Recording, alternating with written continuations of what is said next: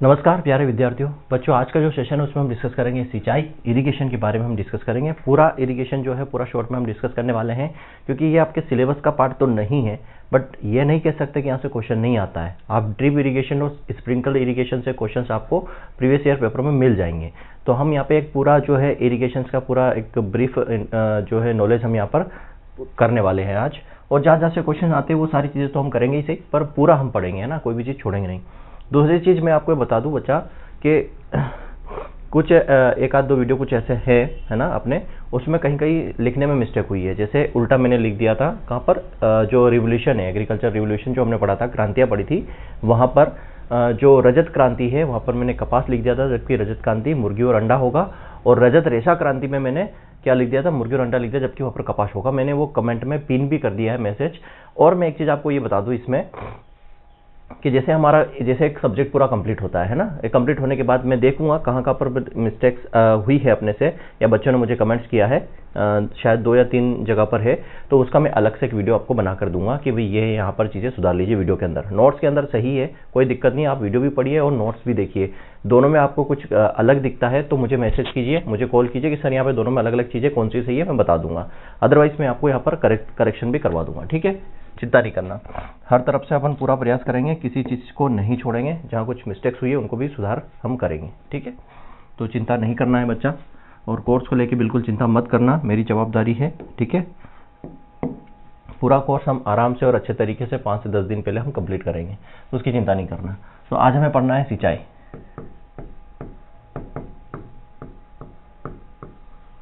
ठीक है। क्या पढ़ना है? सिंचाई।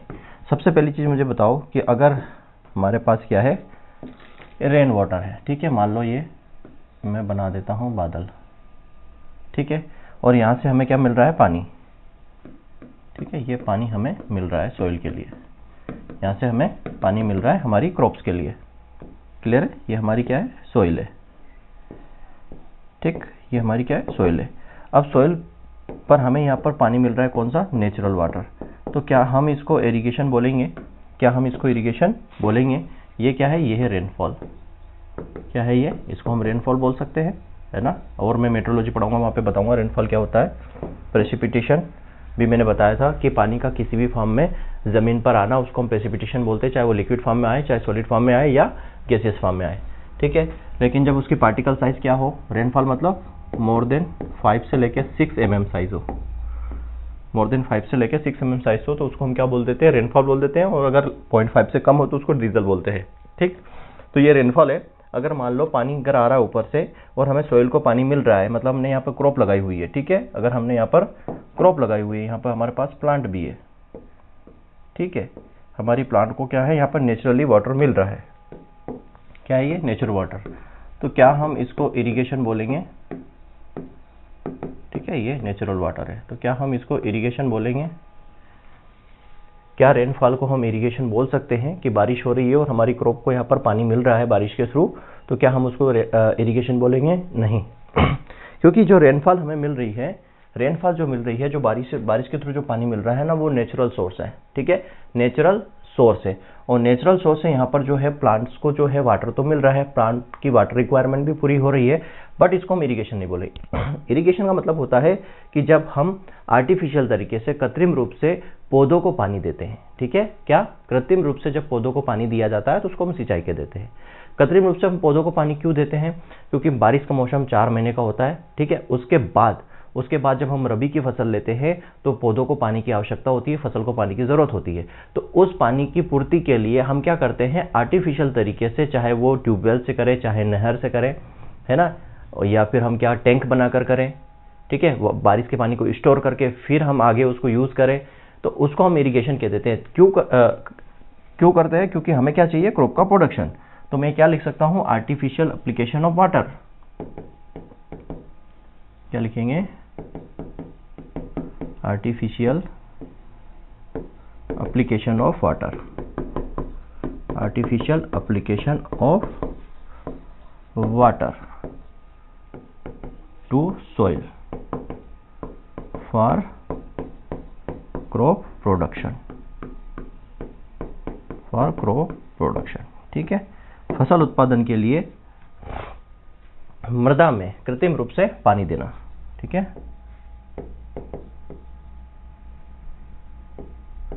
फसल उत्पादन के लिए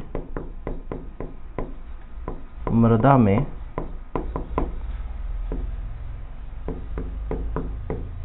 कृत्रिम रूप से पानी देना क्या कहलाता है? ये कहलाता है आपका इरिगेशन। समझ में आ गया?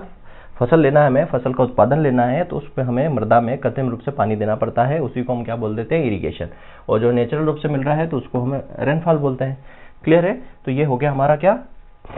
इरिगेशन। अब इरिगेशन की जरूरत क्यों है? प्लांट को हम पानी क्यों देते हैं? देखो, प्लांट में कई सारी चीजें होती है, प्लांट में मेटाबॉलिक एक्टिविटीज होती है, उपापचय क्रियाएं होती है, तो उसके लिए पानी जरूरी होता है। दूसरा, प्लांट एकदम आपको देखो सीधा खड़ा मिलता है, प्लांट के अंदर टर्जिडिटी होती है। क्यों? क्योंकि प्लांट जो बना होता है वो 90% उसमें क्या होता है? पानी होता है, उसके लिए भी उसको पानी चाहिएगा। दूसरा, प्लांट जो होता है, प्लांट के अंदर क्या होता है? प्रोटोप्लाज्म होता है ना।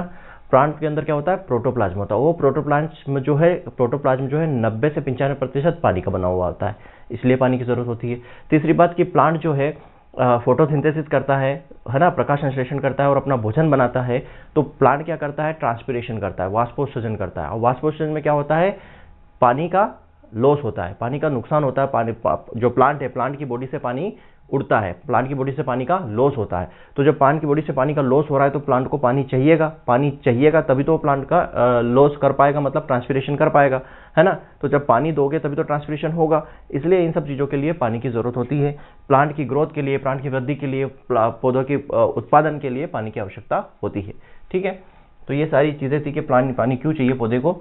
अब यहाँ बात करते हैं, बहुत सारी मेथड है, किन किन मेथडों से हम यहाँ पर पानी अप्लाई करते हैं सोइल के अंदर। तो मेथड ऑफ इरिगेशन की मैं बात करूं, मेथड ऑफ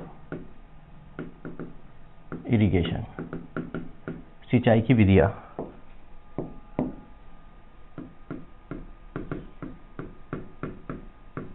सिंचाई की विधियां, ठीक है। तो सिंचाई की कौन कौन सी विधियां हैं, किन किन विधियों से हम खेत में पानी देते हैं, और ये सारी विधियां किस पर निर्भर करती है कि किस विधि से हमें पानी देना चाहिए। तो बच्चा लोग ये ध्यान रखना है ये कैसे निर्भर करता है। एक तो आपके पास आप फसल कौन सी ले रहे हो, ठीक है, कि हमें किस विधि से पानी देना है। सबसे पहली बात, आप फसल कौन सी ले रहे हो। दूसरी बात, आपकी सोइल का टाइप क्या है, सोइल की टोपोग्राफी क्या है ना, उबड़ खाबड़ तो नहीं है, अंडुलेटिंग तो नहीं है, समतल है तो सैंडी सोइल है या क्ले सोइल है या लोम सोइल है, किस प्रकार की सोइल है, उसके ऊपर भी, क्रॉप के ऊपर भी। फिर क्लाइमेटिक कंडीशंस क्या है आपके इधर, फिर वाटर का सोर्स क्या है आपके इधर, पानी का स्रोत क्या है, कहाँ किस सोर्स से आप पानी जो है आपको मिल रहा है और आप सोइल को दे रहे हो, बोरवेल से दे रहे हो, कैनाल से दे रहे हो, मतलब नहर से दे रहे हो या टैंक बनाकर दे रहे हो। तो इन सब चीज़ों पर निर्भर करता है कि आप वहाँ पर कौन सी मेथड यहाँ पर यूज़ करोगे। ठीक है, तो मेथड की बात करें तो यहाँ पे सबसे पहले आता है आपका सरफेस इरिगेशन। ठीक है, मेथड में आता है आपका surface irrigation, surface irrigation method, surface irrigation method. दूसरा आता है आपका सब सरफेस इरिगेशन, सब सरफेस इरिगेशन। फिर आपका आ जाएगा स्प्रिंकलर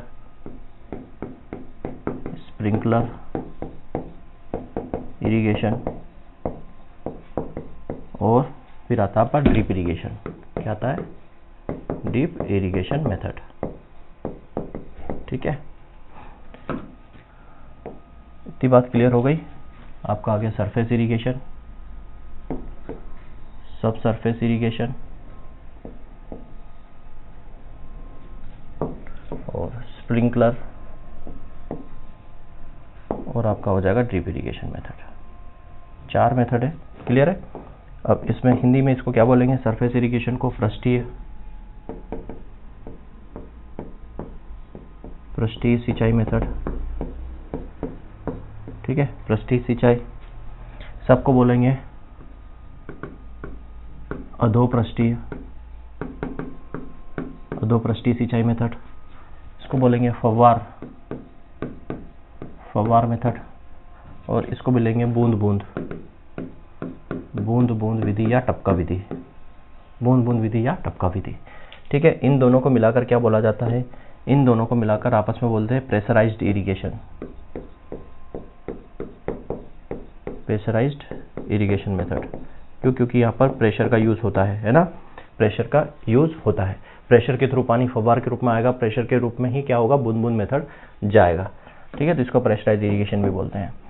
सरफेस इरिगेशन मेथड में आप देखोगे तो यहाँ पर आता है आपका flood irrigation, flood irrigation method आती है, जिसको हम बोलते हैं प्रवाह विधि।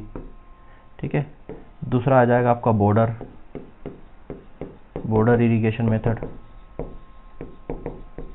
ठीक है, बॉर्डर को क्या बोलेंगे आप,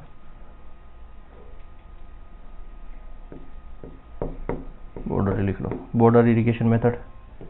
तीसरा आता आपका चेक बेसिन। ठीक है, चेक बेसिन मतलब बोल सकते हैं आप check basin method.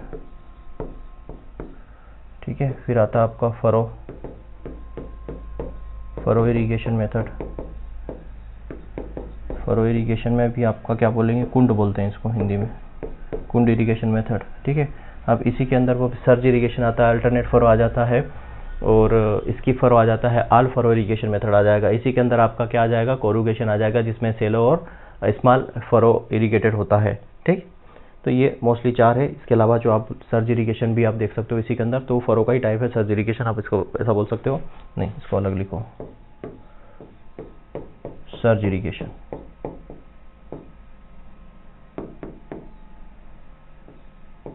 Surge irrigation. Corrugation जो है फरो का टाइप है, कोरुगेशन जो है वो सर्ज का किसका, फरो इरिगेशन का टाइप है। और सब सरफेस इरिगेशन, तो ये कुछ मेथड हमें पढ़नी है जो आईएमपी है, होती तो और भी बहुत सारी है, बट ये पढ़ना है। फरो के अंदर कुछ और अंदर है, उनके बारे में हम डिस्कस करेंगे। तो सबसे पहले बात करते हैं हम surface irrigation method. Surface irrigation method, पृष्ठीय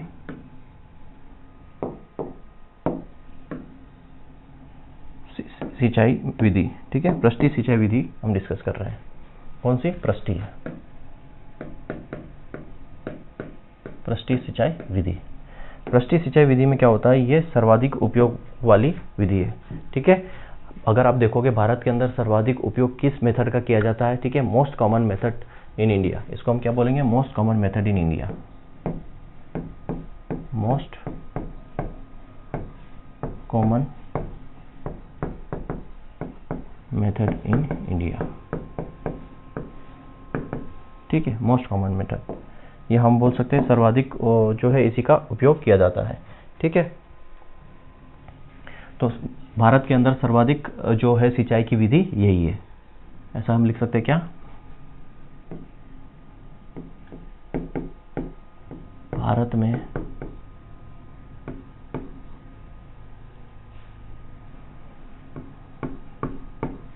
सर्वाधिक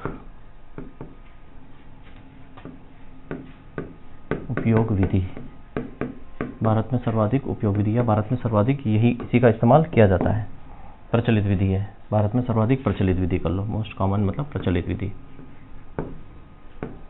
प्रचलित विधि है। ठीक है, इसकी इरिगेशन इफिशिएंसी कितनी होती है, तो जो इरिगेशन इफिशिएंसी है सरफेस की, इसकी इरिगेशन जो इफिशिएंसी है,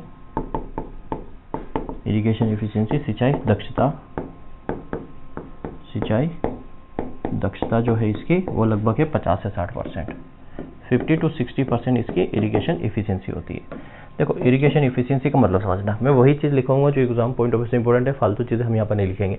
इरिगेशन इफिशिएंसी का क्या मतलब है, देखो इरिगेशन इफिशिएंसी का मतलब है कि समझना, मान लो आपने यहाँ पर ये आपका सोर्स है इरिगेशन का, ठीक है, मान लो ये आपकी सोइल है, ठीक है, ये आपका क्या है, ट्यूबवेल है, ठीक, ट्यूबवेल है, यहाँ से आपका पानी आता है, ठीक है, यहाँ पे आपकी क्या है, ये है आपकी फील्ड, ठीक, मान लो ये आपकी फील्ड है, क्लियर है। अब यहाँ से पानी आएगा पाइप के थ्रू, ठीक, ये पाइप के थ्रू आपका पानी आएगा, यहाँ चैनल बनी हुई है, चैनल में पानी आएगा, और चैनल के बाद फील्ड में पानी जाएगा। तो होगा क्या, यहाँ पर क्या चीज़ होता है, इरिगेशन इफिशिएंसी का मतलब मैं समझा रहा हूँ। इरिगेशन इफिशिएंसी यहाँ पर अगर आएगा तो ये तो सोइल है ना, यहाँ पर प्लांट भी है, ठीक। तो ये सोइल है, सोइल से क्या होगा, लॉस होगा, जिसको हम बोलते हैं इवापोरेशन, या इवापोरेशन लॉस होगा। क्या होगा, इवापोरेशन लॉस, मतलब वाष्पीकरण लॉस होगा। प्लांट से भी पानी का लॉस होगा तो वो होगा ट्रांसपीरेशन, ट्रांसपीरेशन के थ्रू लॉस होगा, मतलब वाष्पोत्सर्जन से लॉस होगा। ये दो लॉस हो गए कि इवापोरेशन से भी लॉस हो रहा है, ट्रांसपीरेशन से भी लॉस हो रहा है। दूसरा यहाँ पर और क्या चीज़ें होगी, प्लांट इसको यूज़ करेगा, use by plant, plant use कर रहा है, मतलब उसकी मेटाबॉलिक एक्टिविटीज़ में कुछ पानी प्लांट यूज़ कर रहा है, ठीक है। और टोटल पानी आपने जो दिया, टोटल पानी, टोटल वाटर, इनका रेशियो निकाला जाता है। मतलब अगर मैं इरिगेशन इफिशियंसी को देखूँ, इरिगेशन इफिशियंसी तो क्या होगा, ये तो हो जाएगा आपका ईटी के थ्रू, ठीक, प्लस आपका हो जाएगा इवापोट्रांसपिरेशन, और आपका कुछ यहाँ पर लॉसेस और भी होगा। ईटी के द्वारा हो गया, ट्रांसपिरेशन के द्वारा प्लांट यूज़ करेगा, वाटर रिक्वायर्ड बाय प्लांट, ये प्लांट यहाँ पर यूज़ कर रहा है, ठीक, अपॉन में टोटल वाटर बोल सकते हो, टोटल वाटर, ठीक है। तो ये रेशियो कि टोटल वाटर आपने दिया, मान लो यहाँ पे सीधा समझो, मान लो आपने 100 लीटर पानी जो है फील्ड में दिया, 100 लीटर पानी आपने फील्ड में दिया, क्लियर है। मान लो वहाँ से जो है आपका 20% जो है इवापोट्रांसपिरेशन से लॉस हो गया, 30%, ठीक है, 30% जो है और किसी से यहाँ पर लॉस हो गया, 20 से 30%, 30% और से, और प्लांट ने यूज़ जो किया है वो जो भी है कितना भैया, 100 आपने दिया है ना, टोटल जो 100, तो बचा कितना, तो लगभग 50 से 60% आपका बचेगा, ये चीज़ आप बोल सकते हो, ठीक है। तो इरिगेशन एफिशिएंसी क्या हो गया कि टोटल पानी आपने दिया, टोटल पानी में से कुछ पानी जो इवापोरेशन से लॉस्ट हो जाता है, वाष्पीकरण से, कुछ वाष्पोत्सर्जन से लॉस हो जाता है, कुछ अन्य लॉसेस होते हैं। अन्य लॉसेस कैसे, अन्य लॉसेस जैसे कि पर्कोलेशन हो गया, अन्य लॉसेस जो आएगा ना हमारा, जैसे पर्कोलेशन हो गया, है ना, रन ऑफ हो गया, बह के चला गया, है ना, तो वो लॉसेस को हटाकर जो बचा, जो प्लांट अपने उपयोग में यूज़ कर रहा, अपनी वृद्धि के लिए यूज़ कर रहा, अपने डेवलपमेंट के लिए यूज़ कर रहा है, वो जो बचा है टोटल में से, उसको बोलते हैं हम इरिगेशन इफिशियंसी। समझ में आ गया। तो इरिगेशन इफिशियंसी लगभग 50 से 60%, मतलब यहाँ पर क्या हो रहा है, लगभग 40 से 50% पानी जो है वो वेस्ट हो रहा है, ठीक है। 40 से 50% पानी का लॉस हो रहा है, किसमें, सरफेस इरिगेशन मेथड में लॉस हो, समझना कि इतना ही पानी पौधा जो है फसल उपयोग कर रही है, बाकी पानी का लॉस हो रहा है, चाहे वो इवापोरेशन से हो, चाहे वो ट्रांसपिरेशन से हो, चाहे वो रन ऑफ से हो, चाहे वो पर्कोलेशन से हो, क्लियर है। तो इसको बोलते हैं इरिगेशन एफिशिएंसी। तो यहीं पे बता दिया मैंने, अब अलग से बताने की इसको जरूरत नहीं है। अब हम कोई भी मेथड पढ़ेंगे तो इसी मेथड से हम कंपेयर करके चलेंगे कि कितना जो है इरिगेशन एफिशिएंसी ज़्यादा है, कितनी यहाँ पर कम है।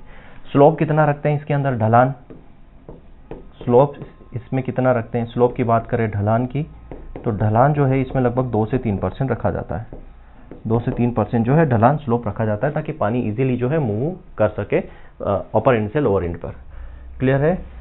तो ये हो गई सरफेस इरिगेशन। सरफेस इरिगेशन के अंदर सबसे पहले बात करते हैं अपन फ्लड इरिगेशन की, टाइप की बात करते हैं, ठीक है। Type of surface irrigation, type of surface irrigation, type of surface irrigation, ठीक है। पृष्ठीय सिंचाई के प्रकार, पृष्ठीय सिंचाई के प्रकार। इसमें सबसे पहला आप लिखो flood irrigation, flood irrigation. Flood irrigation मतलब प्रवाह सिंचाई विधि, प्रवाह सिंचाई बहाना, ठीक है। अब ये कब करते हैं, क्यों करते हैं, देखो प्रवाह सिंचाई विधि का सीधा सा कॉन्सेप्ट है कि जब आपके पास बहुत ज़्यादा मात्रा में पानी उपलब्ध हो, ठीक है, आपके पास बहुत ज़्यादा मात्रा में पानी उपलब्ध हो तो आप फ्लड इरिगेशन कर सकते हो, ठीक है, प्रवाह कर सकते हो, प्रवाह विधि का उपयोग कर सकते हो, ठीक। और ये जनरली कहाँ पर करते हैं हम, राइस के फील्ड में, बस इतना ही याद रखना, और कंट्रोल मैनर में करते हैं। तो यहाँ पर पहली कंडीशन क्या है कि अगर आपके पास क्या हो, water in available in abundant, water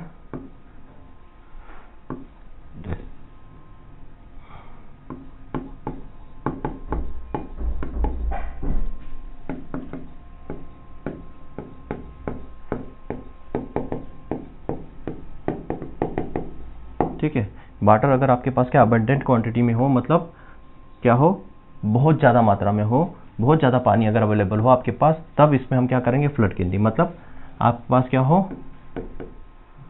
पानी की मात्रा अधिक हो, अगर आपके पास पानी की मात्रा अधिक हो तब आप फ्लड इरिगेशन करो। दूसरी बात ये है यहाँ पर कि इसको मोस्टली हम यूज़ कहाँ करते हैं, mostly used in wetland rice. ठीक है, जो वेटलैंड राइस है, नमी भूमि चावल, तो यहाँ पर इसका उपयोग है ना, इसका उपयोग सर्वाधिक वेटलैंड राइस में किया जाता है, वेटलैंड चावल में किया जाता है, याद रखना। ठीक है, इस फ्लड इरिगेशन का बस इतना ही आपको याद रखना है। ठीक, फ्लड इरिगेशन, एक तो वाटर अवेलेबल अगर आपके पास अबेंडेंट हो, मतलब पानी बहुत अधिक मात्रा में आपके पास हो, और दूसरा आप कहाँ पर करते हैं अगर पानी अधिक मात्रा में उपलब्ध हो, तो वेटलैंड राइस में, क्योंकि यहाँ पर हमें स्टैंडिंग वाटर चाहिए, 5 से 10 सेंटीमीटर भरा हुआ पानी चाहिए, तो वहाँ पर आप इसको यूज़ कर सकते हो फ्लड इरिगेशन का। ठीक है, तो यहाँ से कोई क्वेश्चन बनता नहीं है। ठीक, सेकेंड मेथड इसी में आती है आपकी border irrigation method, border strip भी बोला जाता है इसको। ठीक है, बॉर्डर इरिगेशन मेथड इसको बोला जाता है। क्लियर है? बॉर्डर इरिगेशन मेथड में अगर मैं बात करूं, बॉर्डर इरिगेशन मेथड की अगर मैं बात करूं, तो यहाँ पे याद रखना है आपको बॉर्डर इरिगेशन, ये बॉर्डर स्ट्रिप भी बोलते हैं इसको, है ना, बॉर्डर स्ट्रिप भी बोलते हैं, बॉर्डर सिंचाई विधि है, बॉर्डर स्ट्रिप भी बोला जाता है। देखो इसमें करते क्या है, मैं आपको पहले डायग्रामेटिक थोड़ा सा चीज़ें समझा देता हूँ, अलग से बनाते हैं थोड़ा सा डायग्राम। इसमें होता क्या है, ये आपकी पूरी फील्ड है, इस पूरी फील्ड को डिवाइड करते हैं, याद रखना, इस पूरी फील्ड को किस में, स्ट्रिप में डिवाइड करते हैं, याद रखना, इस पूरी फील्ड को किस में डिवाइड करते हैं, पैरेलल स्ट्रिप में डिवाइड करते हैं। पैरेलल स्ट्रिप मतलब ये इस तरीके से इसमें पैरेलल स्ट्रिप के अंदर इसको डिवाइड करते हैं।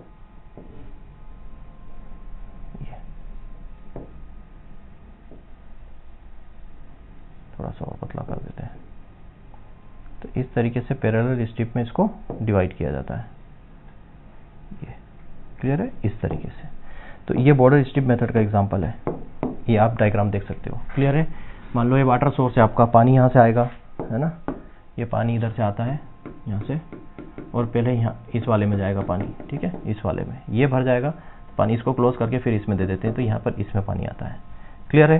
तो यहाँ पर जो है पूरी फील्ड को पैरेलल स्ट्रिप में, बॉर्डर में डिवाइड कर देते हैं, और यहाँ पर एक बॉर्डर से दूसरे बॉर्डर को अलग किससे करते हैं, लो रीजेस से, जो रीज बना देते हैं, जो ऊपर बना हुआ है ना, ये रीजेस है, पारी है, पहले एक को दूसरे से यहाँ पर डिवाइड कर देते हैं। इसमें जो स्लोप रखा जाता है वो 0.5 से लगभग 1% या 1 to 2% यहाँ पर स्लोप रखा जाता है। तो यहाँ पर हम क्या लिखेंगे, तो यहाँ पर जो है क्या करते हैं कि पूरी फील्ड को, ठीक है, पूरी फील्ड को क्या करते हैं, बराबर जो है बॉर्डर में विभाजित कर देते थे, बांट देते थे। ठीक है, तो यहाँ पर क्या होता है, जो बॉर्डर स्ट्रिप में the land is divided into number of parallel strips, यहाँ क्या कर देते हैं, the land is divided into number of parallel strip. ठीक है, पैरेलल स्ट्रिप में डिवाइड कर देते हैं, नंबर ऑफ पैरेलल स्ट्रिप में इसको डिवाइड कर देते हैं। मतलब क्या हो गया कि जो भूमि है, भूमि को बराबर भाग में यहाँ पर क्या कर देते हैं, बराबर भाग में बांट देते हैं। ठीक है, जो भूमि है, भूमि को बराबर भाग में, बराबर भूमि को स्ट्रिप में बराबर संख्या में बांट देते हैं। ठीक है, बराबर संख्या में यहाँ पर बांट देते हैं पूरी भूमि को। ठीक है, अब यहाँ पर क्या होता है कि ये जो एक स्ट्रिप है, एक स्ट्रिप, ये पूरी लॉन्ग स्ट्रिप है, ये दूसरी है, एक स्ट्रिप दूसरी स्ट्रिप से डिवाइडेड हो रही है, तो ये क्या है, ये है रीजेस। क्या है ये, रीजेस। ठीक है, ये रीजेस है। तो इस रीज के थ्रू क्या कर रहे हैं, एक स्ट्रिप को दूसरी स्ट्रिप से यहाँ पर डिवाइड कर रहे हैं। तो यहाँ पर क्या होता है, बोल सकते हैं separate of border by ridges. ठीक है, तो हम बोल सकते हैं कि जो बॉर्डर है, borders are separates by low ridges. ठीक है, जो रीज है, रीज के द्वारा हम क्या कर सकते हैं, इसको बॉर्डर को अलग करते हैं। ठीक है, रिजेस द्वारा बॉर्डर को अलग किया जाता है। ठीक है, बॉर्डर बना देते हैं एक के दूसरे को। फिर यहाँ पर बात करते हैं इसमें स्लोप कितना रखा जाता है। स्लोप की बात करते हैं ढलान की। ढलान की अगर मैं बात करूँ ढलान, तो 0.5 से लेके 1% तक यहाँ पर क्या रहता है, स्लोप रहता है। इस तरीके से स्लोप रहेगा, ऊपर से नीचे स्लोप, ताकि पानी आराम से बहकर चला जाए। ठीक है, अब स्लोप तो ये रख दिया, ढलान रख दी। ढलान के बाद क्या होता है यहाँ पर, अब ईच जो है, अब यहाँ पे देखो ईच जो स्ट्रिप है ना, ईच जो स्ट्रिप है ये इंडिपेंडेंटली इरिगेट होती है। मतलब आप यहाँ पर पानी अपने यहाँ पे पानी मूवमेंट यहाँ पर कर दिया, यहाँ पे बना दिया, ठीक है, पानी जाने का। तो यहाँ से इस सोर्स से पानी आ रहा है, तो पानी यहाँ पे इंडिपेंडेंटली कहाँ जाएगा, नीचे तक जाएगा। जैसे ये भर जाएगा, फिर आपका इसका मुंह खोल दोगे तो पानी यहाँ से इसमें आना शुरू हो जाएगा। तो यहाँ पर हम क्या करते हैं, टर्निंग ऑफ अपर इंड। ये जो ऊपर वाला इंड है इसको हम टर्न कर देते हैं। जैसे पानी इंडिपेंडेंटली इसमें जाता है तो हम इसको टर्न कर देते हैं। टर्न करते हैं तो ये नेक्स्ट में आ जाएगा, फिर यहाँ से टर्न करेंगे इसमें आ जाएगा, यहाँ से टर्न करेंगे इसमें आ जाएगा। तो ये अभी आप देखोगे ना, फार्मर्स के यहाँ मोस्टली यही वाला पैटर्न यूज करता है, बॉर्डर स्ट्रिप मेथड ही यूज होती है। ठीक है, mostly border strip. Madhya Pradesh में तो ज्यादातर यही चीजें आपको, यही वाला आपको दिखेगा। फरो इरीगेशन भी होता है, पर ज्यादातर जैसे गेहूं में, वीट में यही वाली मेथड यूज होती है। वीट में आप देखोगे, गेहूं में यही वाला यूज किया जाता है। ठीक है, तो यहाँ पर जो है इसको हम क्या करते हैं, इंडिपेंडेंटली मतलब ऊपर से टर्न करके इसको अपन कर देते हैं।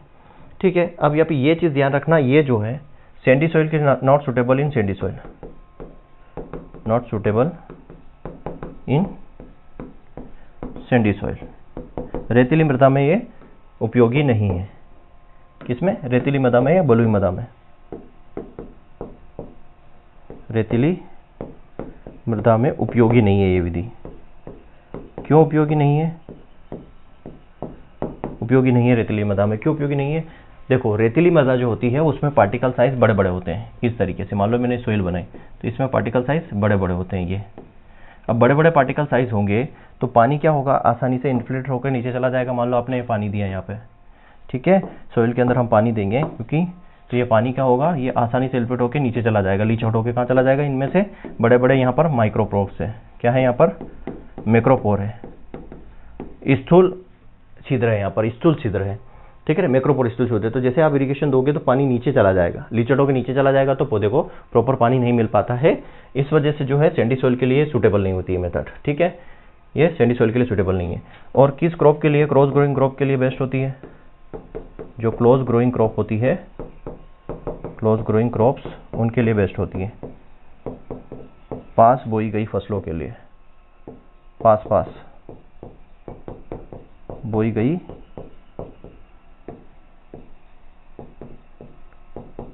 फसलों के लिए ये उपयोगी है। अब पास बोई गई में क्या आ जाता है आपका, वीट आ जाता है ना, ग्राउंडनट आ जाता है। ये जो फसलें जो पास पास बोई जाती है उनमें इस विधि का उपयोग किया जाता है। तो यहाँ तक की चीज़ें आपको क्लियरली समझ में आ गई कि बॉर्डर स्ट्रिप मेथड में क्या चीज़ हमें करनी चाहिए। ठीक है, अब इसको बनाते कहते हैं तो रिच फॉर्मर आता है, रीजर आता है ना, या बंड फॉर्मर आता है, ऐसा इसको बोल सकते हैं। बंड फॉर्मर आता है, उसके द्वारा इसको बनाया जाता है। ठीक है, बंड फॉर्मर या रीज मेकर जो भी है, रीजर आता है, उसके द्वारा ये बनाया जाता है। तो सीधी सी बात है, इसके द्वारा यहाँ पर बनाया जाएगा तो लेबर भी, इंटेंसिटी भी कम रहती है, लेबर भी इतने ज़्यादा यूज़ नहीं होते हैं। एक बार आपने इसको इम्प्लीमेंट से बना दिया, उसके बाद क्या करना है, लेबर, एक ही लेबर जो है सफिशिएंट है इसके लिए। तो इतना ज़्यादा लेबर इंटेंसिव भी नहीं है, इतना ज़्यादा लेबर भी यहाँ पर नहीं लगता है। तो ये आपकी आपको बॉर्डर स्ट्रिप मेथड। दूसरी बात करते हैं चेक बेसिन। चेक बेसिन,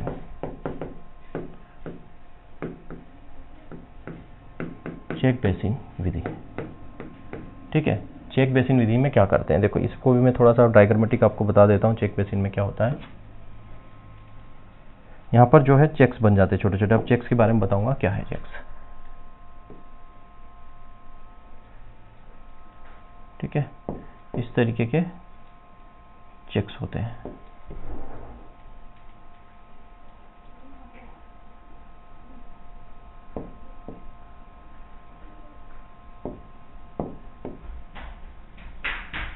ठीक है, इस तरीके के चेक्स यहाँ पर बनाए जाते हैं।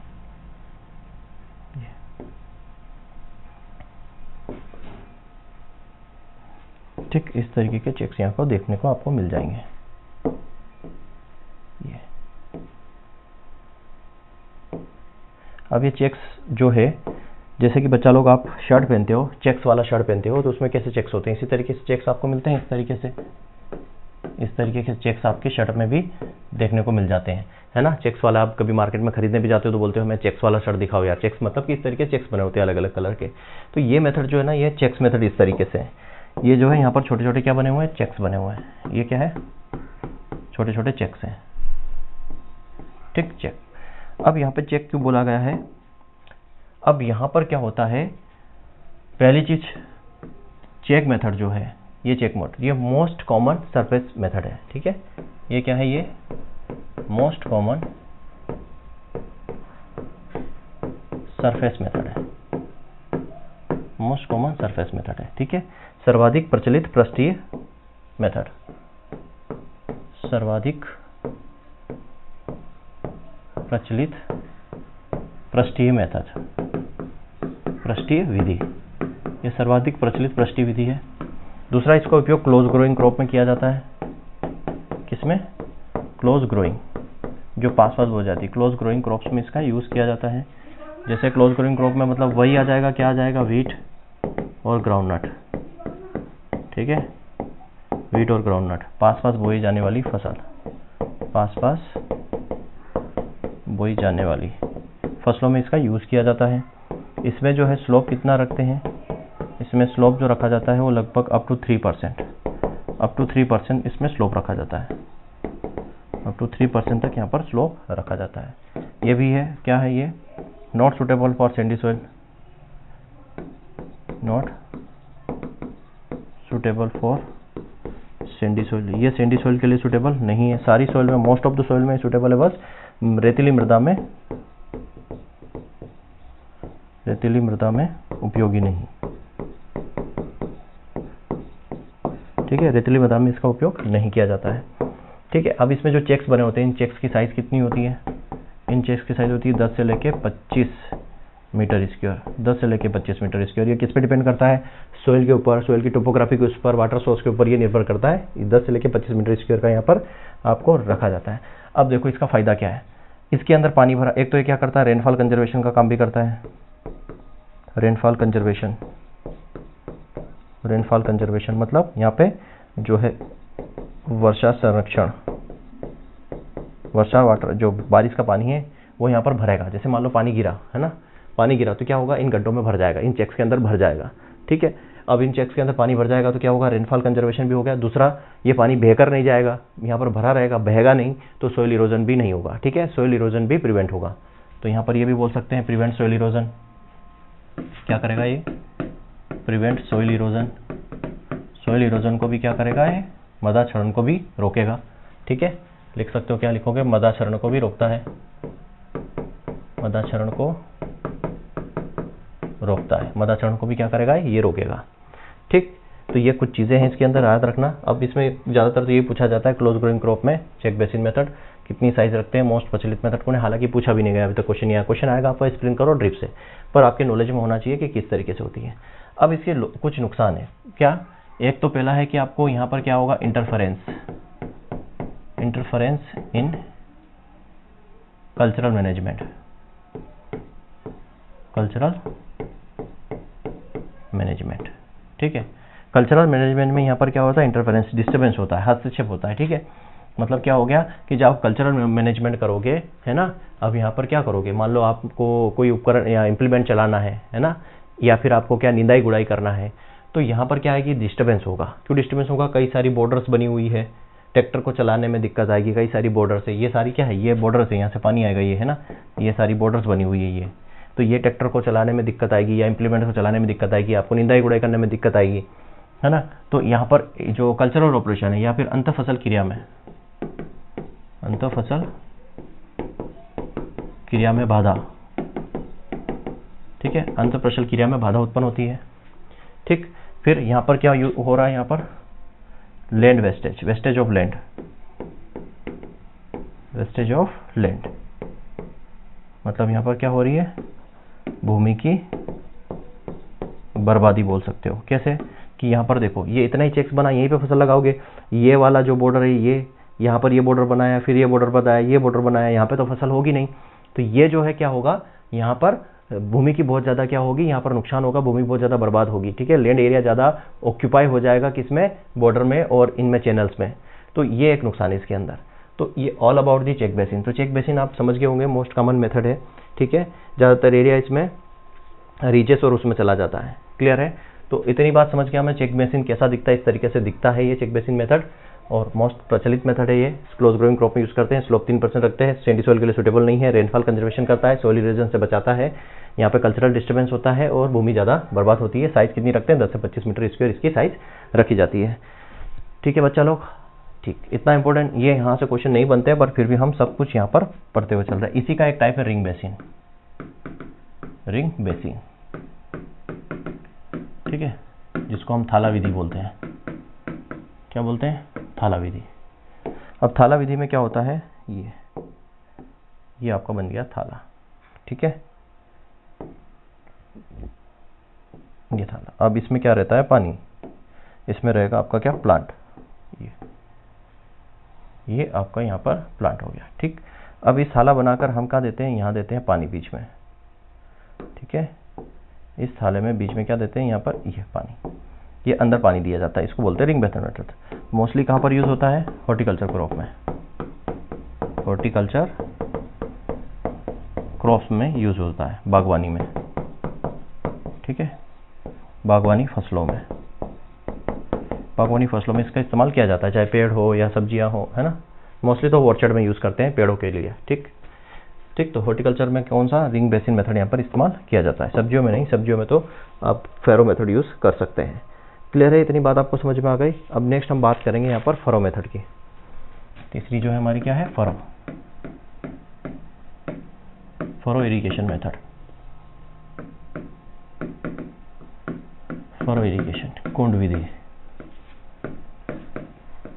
कुंड सिंचाई विधि, ठीक है, कुंड सिंचाई विधि। अब इसमें क्या करते हैं, देखो इसके भी डायग्राम्स देख लो, चलो ठीक है।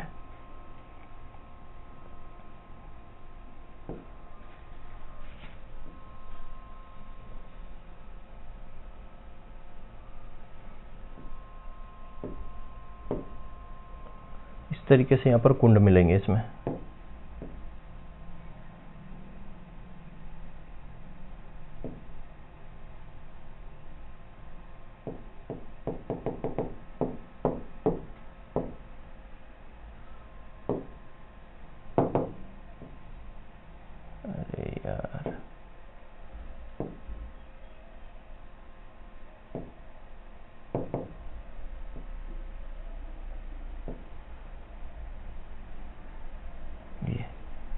इस तरीके से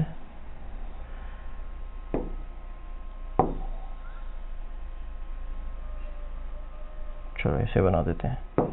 ये कुंड आपको इस तरीके से फरो देखने को मिल जाएंगे यहाँ पर,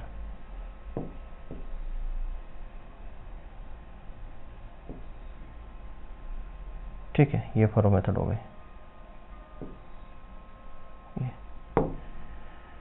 और एक इस तरीके से वाटर सप्लाई होगा यहाँ से ऊपर से, ऐसा समझ लो, ठीक है। ये वाटर का सप्लाई यहाँ से होता है इस तरीके से, ये वाटर का सप्लाई होगा। तो यहाँ पर क्या है, ये तो है आपका बीच में, ये है आपका फरो मतलब कुंड, ठीक है। क्या है, ये कुंड है, और ये जो व्हाइट कलर का आपको दिख रहा है ये क्या है, ये है रीच, रीच बना है बीच में, ठीक है, रीच बना हुआ है, ठीक। मतलब मैं अगर इसको थोड़ा सा मॉडिफाई करूँ तो ये कुछ इस तरीके से दिखेगा आपको,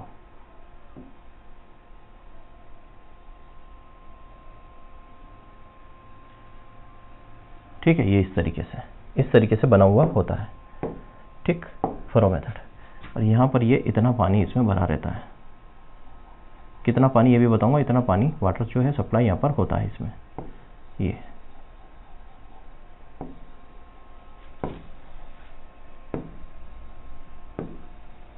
समझ गए, ये वाटर सप्लाई यहाँ पर इतना होता है। तो देखो फरो मेथड जो है, पहले तो ये रो क्रॉप के लिए सूटेबल है। पहला क्या है, ये रो क्रॉप के लिए सूटेबल है। जो रो क्रॉप मतलब जो रो में लगाई जाती है, suitable for row crop, suitable for row crop. अब रो क्रॉप्स कौन सी, जैसे शुगर केन जो मोस्ट इंपॉर्टेंट है, शुगर केन हो गया है ना, सोरगम हो गया, आपका मेज हो गया और पोटैटो हो गया। ठीक है, ठीक है, पोटैटो, टोबैको हो गया। ये जो फसलें हैं इनके लिए ये सूटेबल होता है। ठीक, मतलब पंक्ति वाली जो फसल है, पंक्ति फसल है जो कतार में लगाई जाती है ना, कतार वाली फसलों के लिए उपयोगी है। ठीक है, कतार में जो पंक्ति में लगाई जाती है। ठीक है, यहाँ पर कहाँ लगाई जाएगी, फसल लगेगी यहाँ पर, ये रीच पे लगेगी और इसमें आएगा पानी। ठीक, यहाँ पर लगाई जाएगी ये पंक्ति में, इस तरीके से आपकी फसल लगेगी। और यहाँ पर बात करूँ तो फसल कहाँ लगेगी आपकी, यहाँ। ठीक है, ये आपकी फसल लग रही है यहाँ पे इस तरीके से, ये इस तरीके से आपकी फसल लगेगी। या फिर मैं इसको थोड़ा सा नीचे कर देता हूँ, ज़्यादा अच्छा रहेगा।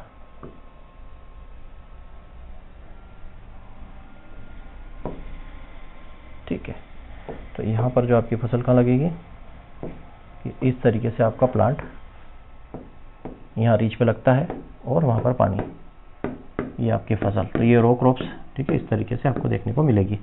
क्लियर है? तो ये जो है रो क्रॉप, जो शुगर केन, सोरगम, मेज, पोटैटो जो रो में लगाई जाती है वहाँ पर उसके लिए बेस्ट होती है कौन सी, फरो मेथड। अब इस फरो मेथड में एक खासियत है, ये भी क्या है, सैंडी सॉइल के लिए नॉट सूटेबल है। ठीक है, not suitable for Sandy soil, Sandy soil के लिए उपयोगी नहीं है, मतलब रेतीली मृदा के लिए उपयोगी नहीं है। ठीक है, क्रॉस लगाया मतलब समझ आना। दूसरा चीज़, यहाँ पर जो हम पानी देते हैं, ये जो पानी दे रहे हैं हम, ये ना पानी भरा है, तो ये जो है 1/3 जो है फरो ही गीला होता है। ये जो फरो है इसका, ये 1/3 मतलब 1/4, मतलब हम कह सकते हैं कि 1/2 या 1/5 फरो आर वेटेड। ठीक है, मतलब 1/2 या 1/5 भाग कुंड का गीला होता है। ठीक है, मतलब ये सिर्फ 1/2 पूरा है, पूरा अगर 1 है तो आधा भाग, मतलब 1/2 मतलब आधा भाग जो है पानी से फरो जो है गीला होता है। ठीक, तो इसको बोलते हैं हम फरो मेथड। इतनी बात आपको समझ में आ गई। फरो मेथड के अंदर सैंडी सॉइल के लिए ये सूटेबल नहीं है, मेज, ग्रोइंग क्रॉप, इन सब के लिए ये सूटेबल होता है। अब इसके कई प्रकार के टाइप हैं, ये समझ गया आप। मेन क्वेश्चन ये पूछा जाएगा किसके लिए सूटेबल है, तो शुगर के जो रो क्रॉप है उनके लिए सूटेबल होता है, सैंडी सॉइल के लिए सूटेबल नहीं है। सैंडी सॉइल के लिए क्यों सूटेबल नहीं है, क्योंकि सैंडी सॉइल में बता चुका हूँ, सैंडी सॉइल का इन्फिल्ट्रेशन रेट हाई होता है, मतलब पानी नीचे की तरफ ज़्यादा मूवमेंट करता है, मतलब परकोरेशन रेट ज़्यादा होता है, नीचे की तरफ चला जाएगा पानी। जब पानी नीचे की तरफ मूवमेंट करेगा तो एक तो इसमें टाइम ज़्यादा लगेगा इरिगेशन में, है ना, ये एक स्ट्रिप पूरा, एक फरो भरने में पूरा टाइम लग जाएगा। दूसरा है प्लांट को प्रॉपर जो है पानी नहीं मिलता है, तो इस वजह से इसमें सैंडी सॉइल के लिए सूटेबल नहीं होता है ये। दूसरा, अब इसके 4 प्रकार है, 3 प्रकार है ना, 3 टाइप होते हैं। जैसे एक होता है इसका all furrow irrigated, all furrow irrigated, all furrow irrigated. ठीक है, सभी फरो क्या होना, सभी कुंड में सिंचाई, क्या लिखेंगे, सभी कुंड में सिंचाई, सभी कुंड में सिंचाई देना ऑल फरो इरिगेशन हो गया। ठीक है, दूसरा होता है alternate furrow irrigation, alternate furrow irrigation, alternate furrow irrigation. Alternate furrow irrigation का मतलब एक छोड़ के एक। ठीक है, इसको हम क्या बोलेंगे, अल्टरनेट मतलब एक के बाद एक, एक के बाद एक नहीं, एक छोड़कर एक, एक छोड़कर एक कुंड की सिंचाई, एक छोड़कर एक कुंड की सिंचाई। तीसरा आ जाएगा skip furrow, skip furrow irrigation. Skip furrow irrigation का क्या मतलब है, कई सारी लाइन छोड़कर, स्किप फरो इरिगेशन। ठीक है, अब मैं इसको समझा देता हूँ क्या है, 1 बाय 1 समझो। ऑल फरो इरिगेटेड का मतलब समझ गए कि सभी में पानी देना, है ना, कोई भी नहीं छोड़ना, एक के बाद एक सारे वाले सभी में पानी को देना, ये आपका ऑल फरो इरिगेटेड है, सभी में हम पानी दे रहे हैं, इसको बोलते हैं ऑल फरो इरिगेशन। क्या बोलेंगे, ऑल फरो इरिगेटेड। समझ में आ गई बात, ये तो ऑल फरो इरिगेटेड हो गया, सभी में पानी दे रहे हैं। दूसरा मैं बोलूँ इसकी फरो इरिगेशन का मतलब, इसकी फरो इरिगेशन का मतलब समझ लो, ठीक। इसकी फरो का मतलब होता है कि एक को छोड़ के एक में इरिगेशन देना, एक छोड़ के एक में इरिगेशन देना, इसकी फरो हो जाएगा।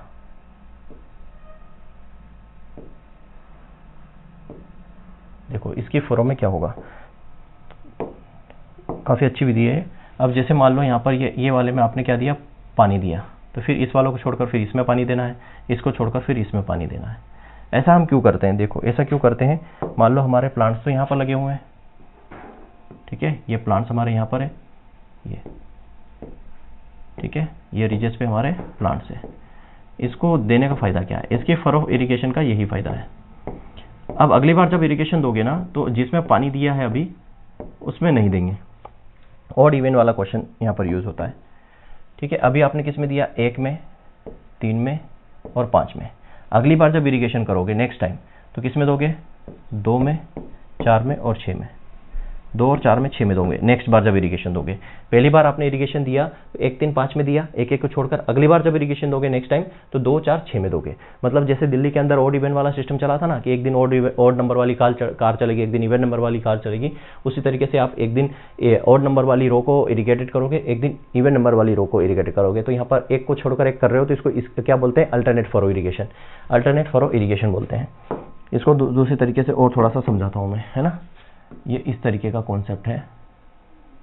इसका फ़ायदा क्या है वो बता रहा हूँ। फ़ायदा क्या है वो देखो, ये आपके यहाँ पर प्लांट्स है, ठीक है, प्लांट्स की रूट से इस तरीके से। अब अगर हम यहाँ पर पानी देते हैं, इसमें इसकी फरो में, मान लो मैं यहाँ पर एक छोड़ के पानी दे रहा हूँ, यहाँ पर पानी दे रहा हूँ, ठीक है, इस वाले में मैंने पानी दिया, फिर इसको छोड़ के इस वाले में पानी दिया, तो होगा क्या, ये जो वाटर है ये क्या होगा, आधा इस तरफ इस प्लांट को मिल जाएगा और आधा इस तरफ से इस प्लांट को मिल जाएगा, ठीक है, समझ गए बात। इस तरीके से आधा आधा दोनों तरफ से मिल जाएगा प्लांट को, ठीक। यहाँ पर भी आधा आधा दोनों तरफ से प्लांट को वाटर मिल जाएगा, ठीक। तो प्लांट जो है, प्लांट को आधा आधा दोनों तरफ से क्या मिलेगा, पानी मिलेगा, तो प्लांट जो है वो सर्वाइव करेगा, है ना। हमारे पास अगर पानी की कमी है तो हम इस तरीके से यूज़ कर सकते हैं उसमें, ताकि क्या हो, देखो यहाँ पे दे रहे हैं तो इस वाले प्लांट को भी पानी मिल रहा है, इस वाले प्लांट को भी पानी मिल रहा है, यहाँ पर दे रहे हैं तो इस वाले प्लांट को भी पानी मिल रहा है, इस वाले को भी मिल रहा है। अगली बार जब हम इसमें देंगे तो यहाँ से पानी मिलेगा इस वाले को, फिर इसको छोड़ के इसमें देंगे तो आधा इस तरफ पानी जाएगा, आधा इस तरफ जाएगा। इसलिए इसकी अल्टरनेट फरो का यूज़ करते हैं। अगर हमारे पास पानी की कमी है तो हम इस तरीके से क्या कर सकते हैं, अल्टरनेट फरो का यूज़ कर सकते हैं, ताकि अल्टरनेट फरो करने से हमारी पूरी फसल खराब नहीं होती है।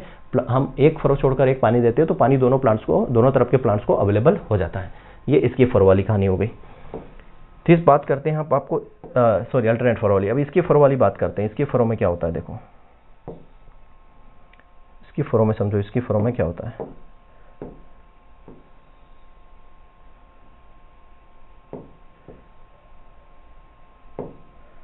देखो इसकी फरो में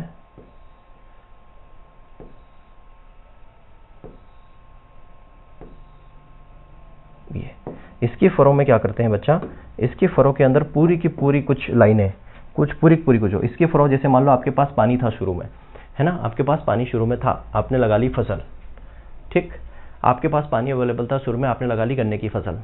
समझ में आ गई बात, आपके पास पानी था, आपने लगा ली गन्ने की फसल। अब क्या हुआ, एक पानी देने के बाद आपकी जो है पानी जो है वो बहुत कम रह गया, पानी बहुत ही कम आपके पास रह गया। अब आपको पता है कि हम ये पूरी फील्ड को इरिगेट नहीं कर सकते। अब आपको ये समझ में आ रहा है कि हम पूरी फील्ड को इरिगेट नहीं कर सकते। अगर पूरी फील्ड को इरिगेट करते हैं तो हमारी फसल खराब हो जाएगी, या हमें जो है क्रॉप पूरी प्रॉपर जो है प्रोडक्शन नहीं मिलेगा।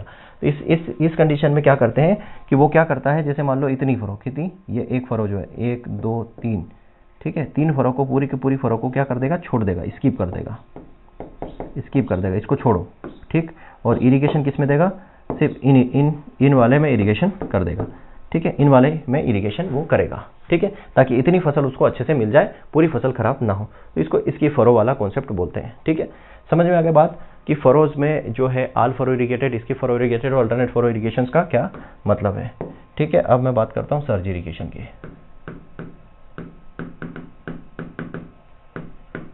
सर्ज इरिगेशन, सर्ज इरिगेशन, देखो सर्ज इरिगेशन भी काफ़ी अच्छा एक कॉन्सेप्ट है सर्ज इरिगेशन का। इसमें से हम वही बॉर्डर मेथड वाला हमें बनाना है।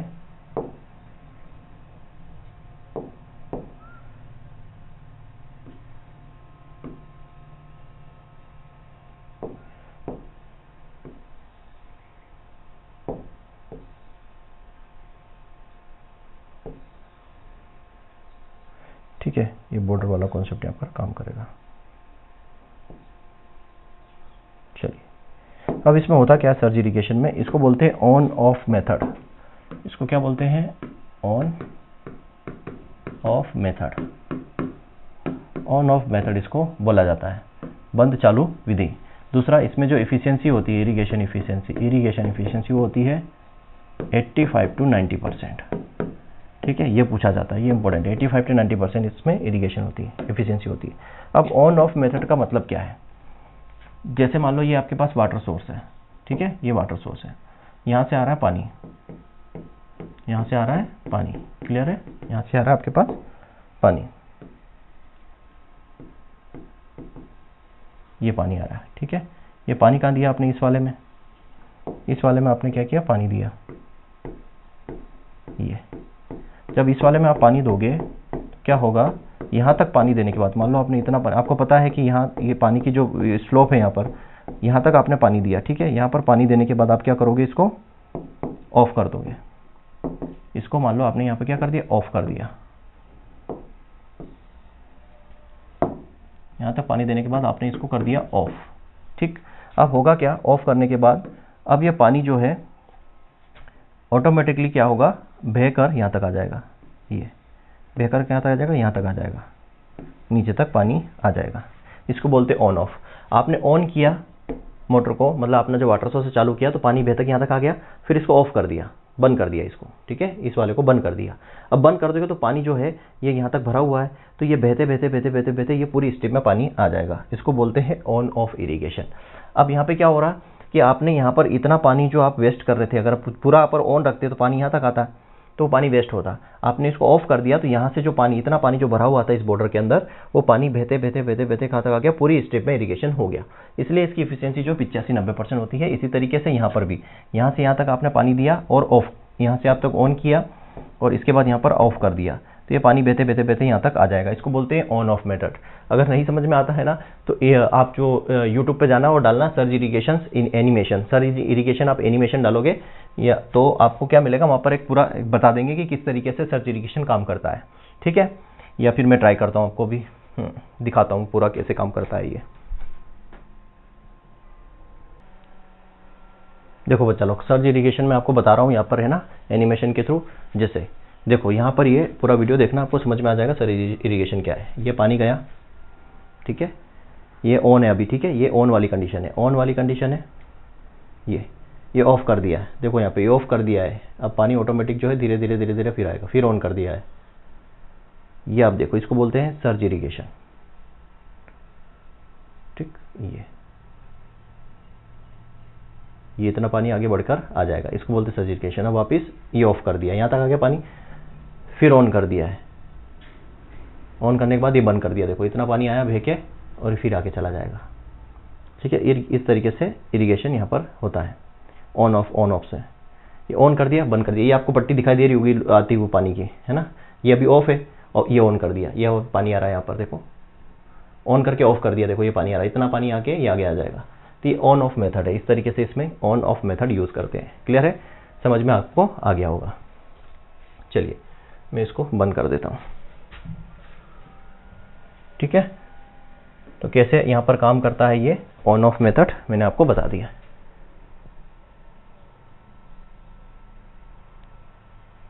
ठीक है बच्चा लोग, इतनी बात आपको समझ में आ गई होगी अच्छे से कि on off method surge irrigation यहाँ पर कैसे काम करता है, ठीक है। इंटरमिटेंट मेथड भी इसको बोलते हैं। अब बात करते हैं हम फरो में एक और था कोरुगेशन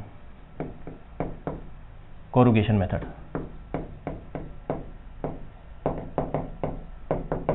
कोरुगेशन इरिगेशन, ये फरो का ही एक टाइप है। इसमें होता क्या है, स्मॉल एंड सेलो फरो, इसी को बोलते हैं कोरुगेशन, ठीक है। आप बोल सकते हो यहाँ पे छोटे और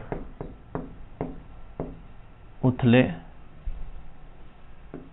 कुंड से सिंचाई करना। अब ये भी किसमें करते हैं, क्लोज ग्रोइंग क्रॉप में, ठीक है। क्लोज ग्रोइंग क्रॉप में किया जाता है, क्लोज ग्रोइंग क्रॉप में ये किया जाता है, ठीक है। वही वीट ग्राउंडनट वगैरह। समझ में आ गई बात। यही आपको याद रखना। एक होता है कैप लगेशन,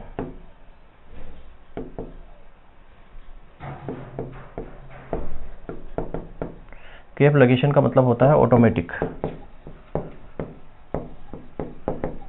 इरिगेशन। आपने चालू करके छोड़ दिया, पूरी फील्ड आपकी ऑटोमेटिक इरिगेट हो जाएगी, उसको कैप लगेशन बोलते हैं। इंपॉर्टेंट नहीं है, बस टर्म याद रख लेना, नोट्स में मिल जाएगा।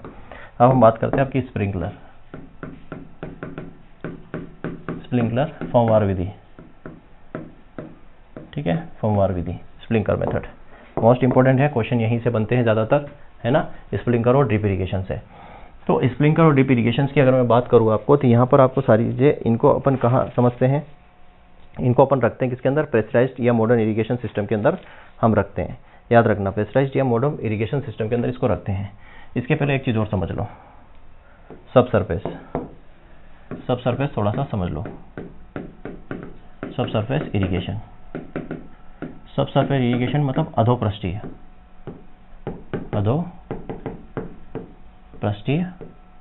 सिंचाई।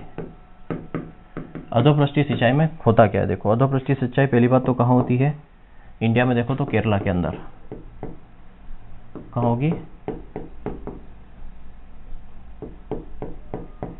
केरला में। किसके लिए, कोकोनट गार्डन में, नारियल के लिए। फिर गुजरात और जम्मू एंड कश्मीर में वेजिटेबल के लिए, सब्जियों के लिए सब सरफेस इरिगेशन करते हैं।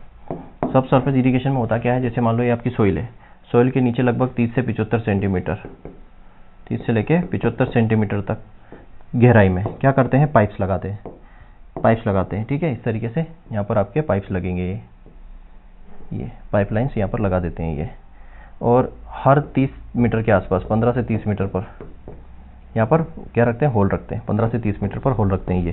तो इसमें क्या होता है, कैपिलरी सिस्टम काम करता है। तो यहाँ से पानी आएगा, तो यहाँ पर क्या होगा, पानी कैपिलरी सिस्टम से वाटर के अंदर, ये सोइल के अंदर फैल जाएगा। ये पानी आएगा कैपिलरी सिस्टम से पानी के अंदर, सोइल के अंदर। कैपिलरी सिस्टम कैसी नली होती है, केस नली होती है। केस नली में क्या होता है, केस नली में पानी जो ऊपर की तरफ चढ़ता है, किस फोर्स की वजह से, जो एडिसिव और कोहेसिव फोर्स होता है ना, उसकी वजह से पानी ऊपर की ओर चढ़ता है। तो 15 से 30 सेंटीमीटर डिस्टेंस पर क्या रखते हैं, यहाँ पर डीटेच या ट्रेंच वहाँ पर रखा जाता है, और लगभग कितने, 30 से 75 सेंटीमीटर अंदर की तरफ। तो ये सब सरफेस मेथड है। जनरली केरला कोकोनट नारियल के लिए, और जम्मू और कश्मीर और गुजरात में सब्जियों के लिए ये मेथड यूज़ की जाती है। अब इसके नुकसान भी है ना। अगर मान लो सेलाइन वाटर है तो ये नली चौक हो जाएगी, बार बार आपको खोदना पड़ेगा, मेंटेनेंस का ज़्यादा है, कॉस्टली मेथड है। फायदे क्या है कि फील्ड के अंदर कोई इंटरफेरेंस नहीं है, आप आराम से इंटरकल्चर ऑपरेशन कर सकते हो, है ना, आराम से वहाँ पर इम्प्लीमेंट का मूवमेंट करवा सकते हो, है ना।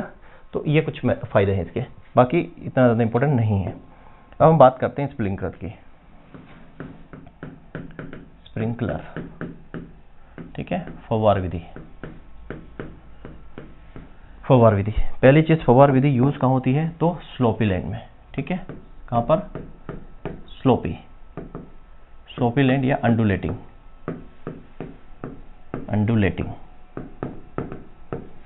ठीक। स्लोपी लैंड में जो कौन सी चीज, अंडुलेटिंग मतलब उबड़ खाबड़ बोल सकते हो आप, उबड़ खाबड़ जमीन जो भूमि है वहां पर, या स्लोपी लैंड मतलब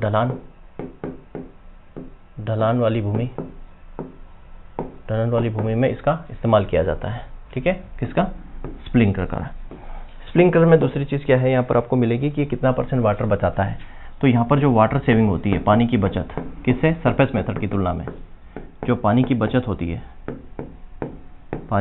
होती है, किसी सरफेस मेथड की तुलना में लगभग 25 से लेकर 50% तक पानी की यहाँ पर बचत होती है। तीसरा पॉइंट, यहाँ पर लेबर सेविंग भी होता है, जो आपके लेबर हैं, ठीक है, लेबर सेविंग, मजदूर की बचत, ठीक है, मजदूर की जो है बचत वो भी होती है। मजदूर की बचत लगभग 40 से 60% तक जो है मजदूर की बचत होती है। चौथी, 40% मोर एरिया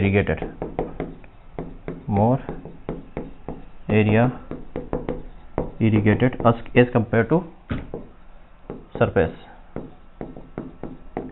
सरफेस इरिगेशन, ठीक है। पृष्ठीय भूमि की तुलना में 40% अधिक एरिया का इरिगेशन हो जाता है। मतलब जितना इरिगेशन सरफेस इरिगेशन में लग रहा है, मान लो आपने यहाँ पर बोला कि 100 इरिगेशन आपने दी, मतलब वही बात है कि आपने क्या दिया, सरफेस इरिगेशन में आपने 1 हेक्टेयर में कितने 100 लीटर पानी दिया। ठीक, तो स्प्रिंकलर में क्या होगा, आप 1 हेक्टेयर से तो दो गई 40% और एरिया यहाँ पर ज़्यादा इरीगेटेड हो जाएगा 100 लीटर पानी में ही। 100 लीटर पानी में ही 40% एरिया ज़्यादा इरीगेट हो जाएगा। तो इरीगेशन की बचत वो 25 से 50% बोल रहा है, मतलब लगभग 40% के आसपास इरीगेशन की बचत भी यहाँ पर हो जाती है। तो 40% ज़्यादा एरिया इरीगेटेड जो है 40% ज़्यादा एरिया में इरीगेशन हो जाती है सरफेस मेथड की तुलना में। क्या बोलेंगे कि जो पृष्ठीय भूमि है, पृष्ठीय सिंचाई है, पृष्ठीय सिंचाई विधि की तुलना में 40% ज़्यादा क्षेत्र इरीगेशन, 40% ज़्यादा क्षेत्र में सिंचाई की जा सकती है। सिंचाई 40% ज़्यादा क्षेत्र में सिंचाई हो जाती है इससे। क्लियर है। डिस्चार्ज रेट क्या होता है इसका, डिस्चार्ज रेट की बात करोगे आप, इसमें जल प्रवाह दर की बात करो, डिस्चार्ज रेट, डिस्चार्ज रेट या प्रवाह दर लगभग 1000 litre per hour, 1000 litre power, 1 घंटे में 1000 लीटर पानी ये बाहर कर देता है। और क्या है इसके फायदे, दाब दर क्या होगी, प्रेशर, दाब क्या होगा, प्रेशर क्या रखेगा, दाब या प्रेशर कितना इसमें रहता है, तो वो रहता है लगभग 2.5 से लेके 4.5 kg पर सेंटीमीटर स्क्वायर। यही क्वेश्चन पूछे जाते हैं। ठीक है, 4 से लेके 4.5 इसमें क्या होता है, प्रेशर यहाँ पर रखा जाता है। ठीक, अब इसका फायदा क्या है, ये प्रोटेक्ट करता है किसके प्रति, protect to frost and high temperature, high temperature, अधिक तापमान और पाले के प्रति सुरक्षा, अधिक तापमान व पाले से सुरक्षा, कौन, सरफेस इरिगेशन से आप ये कर सकते हो। ये सूटेबल कहाँ पर है, सैंडी सॉइल के लिए सूटेबल है, सूटेबल फॉर सैंडी सॉइल, याद रखना, रेतीली मृदा के प्रति उपयोगी, रेतीली मृदा में उपयोगी। अभी तक जितनी हमने पढ़ी वो सब रेतीली मृदा में उपयोगी नहीं थी, लेकिन ये वाली उपयोगी है। क्यों, क्योंकि ये फव्वार के रूप में, बारिश के रूप में जो है करवा रही है क्या यहाँ पर इरिगेशन, तो यह आसानी से यहाँ पर ये जो है सैंडी सॉइल उसके लिए सुटेबल होती है। क्लियर है बच्चा लोग, ये आप इस स्प्रिंकल के अंदर इतने ही इंपॉर्टेंट पॉइंट है। ठीक, अब दूसरा यहाँ पर वाटर क्वालिटी जो है ना, गुड वाटर क्वालिटी होना चाहिए, गुड वाटर क्वालिटी। ठीक है, ठीक है, मतलब पानी की अच्छी गुणवत्ता होनी चाहिए, अच्छी गुणवत्ता। क्यों, अगर सेलाइन वाटर है, अगर खराब पानी है, तो जो नोजल्स हैं वो चोक हो जाएगी, नोजल्स जो है उसमें साल्ट जमेगा, साल्ट जमने की वजह से चोक हो जाएगी। तो ये जो है saline water is not suitable, ऐसा बोल सकते हैं हम,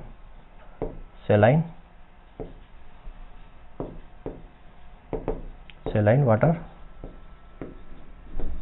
और नॉट सुटेबल, सेलाइन वाटर जो है इसके लिए सुटेबल नहीं है। क्यों, क्योंकि जो पाइप्स लाइन है, जो नोजल्स हैं वो चोक हो जाती है इससे। क्लियर है। तो स्प्रिंकलर के अंदर ये इंपॉर्टेंट पॉइंट हमने डिस्कस किए, यही आपको याद रखना है। वाटर की क्वालिटी पुअर नहीं होनी चाहिए। हाँ, इसकी आपको इरिगेशन इफिशियंसी देखो, इरिगेशन इफिशियंसी कितनी होगी, या वाटर यूज इफिशियंसी इसकी, वाटर इरिगेशन इफिशियंसी की बात करूँ तो इसमें 80 से 85%, 80 से 85% इसकी इरिगेशन एफिशिएंसी है। ये आपको याद रखना है कि ये मोस्ट इंपॉर्टेंट है, कई बार यही पूछा जाता है एग्जाम में। इरिगेशन एफिशिएंसी जो इसकी 80 से 85% होती है। ठीक, अब ड्रिप इरिगेशन की बात करते हैं। और भी कुछ इंपॉर्टेंट पॉइंट है, सारे लिखे हुए नोट्स के अंदर। ड्रिप इरिगेशन, ठीक है, टपका विधि या फवार विधि या माइक्रो इरिगेशन इसको बोलते हैं। ठीक है, ट्रिकल इरिगेशन भी बोलते हैं इसको। क्या बोलते हैं इसको, बोलते हैं trickle irrigation, trickle irrigation method. क्या बोलते हैं, ट्रिकल इरिगेशन मेथड भी इसको कहा जाता है। ठीक, कहाँ से ये,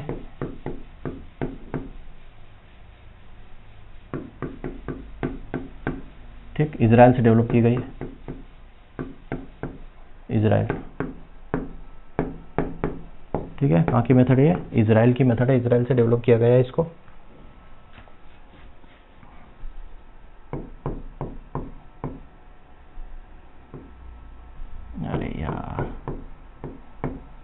इजराइल से डेवलप किया गया है। ठीक है, इस मेथड में कितना वाटर सेविंग होता है?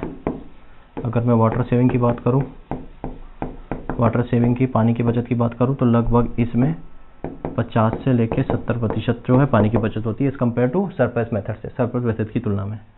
ठीक है, इसमें डिस्चार्ज रेट, जो डिस्चार्ज रेट है ना, डिस्चार्ज जो दर है वो कितनी होती है?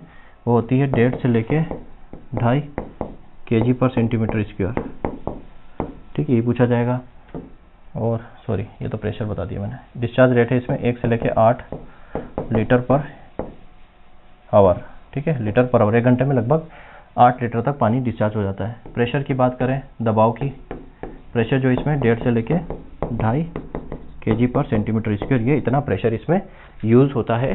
ठीक है, ड्रिप इरिगेशन के अंदर। क्लियर? और क्या चीज़ें हैं? प्रेशर्स की बात हो गई। ये जो है ये भी एंडुलेटिंग सॉइल या स्लोपी लैंड में लिए सुटेबल है। जो एंडुलेटिंग लैंड्स होती है वहाँ पर ये सुटेबल होती हैं, या किसी भी लिए में मोस्टली यूज्ड इन ऑर्चर्ड। ठीक है, ऑर्चर्ड में, ग्रीन हाउस में और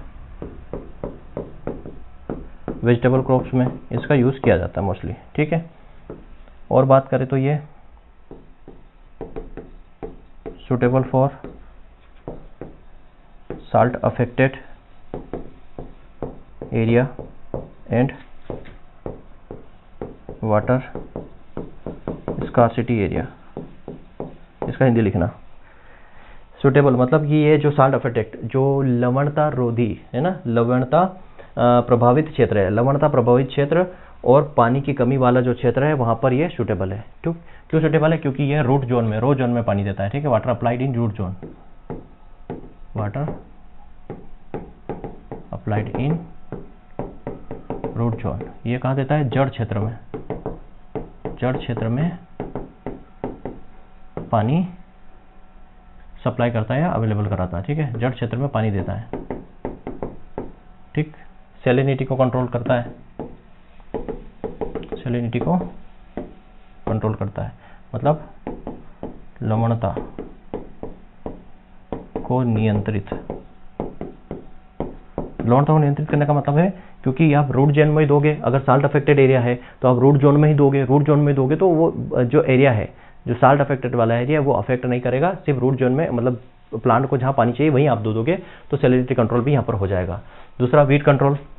आप सिर्फ रूट जोन में दोगे, रूट जोन में दोगे तो क्या होगा? जो खाली जगह पड़ी है, ठीक है, मान लो आप ये एक प्लांट यहाँ है, दूसरा प्लांट यहाँ है, तो आप कहाँ दे रहे हो पानी? यही रूट जोन में दे रहे हो। ठीक है, यहाँ पर पानी दे रहे हो, रूट जोन में पानी दे रहे हो, तो इतना एरिया ये खाली है, तो यहाँ पर पानी दोगे नहीं तो यहाँ पर वीड वगैरह जो है ग्रो नहीं होंगे, तो वीड भी कंट्रोल यहाँ पर होता है। इसकी इफिशियंसी कितनी है? अगर मैं इसकी इरिगेशन इफिशियंसी की बात करूँ,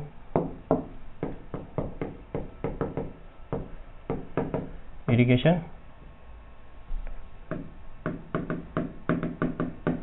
एफिशिएंसी की बात करूँ तो 90 to 95% इसकी क्या है? इरिगेशन एफिशिएंसी है, सिंचाई दक्षता है। ठीक है, एक आता है टाइफून सिस्टम। ये किसमें? जनरली शुगर केन में यूज़ होता है। किसमें? शुगर केन में यूज़ होता है। और ये क्या है? मॉडिफाइड ड्रिप है। क्या है ये? मॉडिफाइड ड्रिप, ड्रिप का ही रूपांतरण है ये। ठीक, ड्रिप का ही क्या है? ये रूपांतरण है। तो बच्चा, अगर इसमें और कुछ बचा है सारा आपको नोट्स में मिल जाएगा। और इस विधि की जो है खोज किसने की थी? सिमसा ब्लास ने। इसके फादर कौन है? इजराइल में इसके फादर है सिमसा ब्लास। ये मैंने अलग से भी बताया आपको, ये है सिमसा ब्लास, सिमका ब्लास नामक वैज्ञानिक ने इसको विकसित किया था। ठीक है, इजराइल में सिमसा ब्लास नामक वैज्ञानिक ने इसको विकसित किया था। ठीक, और इसमें क्या है? इसमें आप जो है इरिगेशन भी दे सकते हो। इसको बोलते हैं, देखो, फर्टिलाइजर के साथ आप इरिगेशन दे सकते हो, मतलब इरिगेशन के साथ फर्टिलाइजर दे सकते हो। इसको बोलते हैं फर्टिगेशन। क्या बोलते हैं? फर्टिगेशन। ये टर्म याद रखना। दूसरा, आप क्या कर सकते हो? हर्बिसाइड दे सकते हो। किसके साथ? इरिगेशन के साथ आप हर्बिसाइड दे सकते हो, जिसको हम क्या बोलेंगे? हर्बिगेशन। ये कुछ टर्म है, इनको याद कर लेना। ठीक, और जो भी पॉइंट है आपको सारे मिल जाएंगे नोट्स के अंदर। चलिए, क्लियर है? तो आज के लेक्चर में इतना ही। पूरा इरिगेशन वाला मेथड वाला पार्ट पूरा हमने कंप्लीट किया। एक इरिगेशन वाला और लेक्चर लूंगा जिसके अंदर crop water requirement, water use efficiency और इरिगेशन शेड्यूलिंग के बारे में बताऊंगा, कब हमें इरिगेशन देना चाहिए, कब नहीं देना चाहिए, जल मांग किन किन फसलों की कितनी है, वाटर यूज इफिशियंसी किन फसलों की कितनी है। तो एक छोटा सा लेक्चर और होगा, तो ये आपका पूरा इरिगेशन वाला पार्ट यहाँ पर कंप्लीट होता है। ठीक है, थैंक यू वेरी मच। जय हिंद, जय भारत।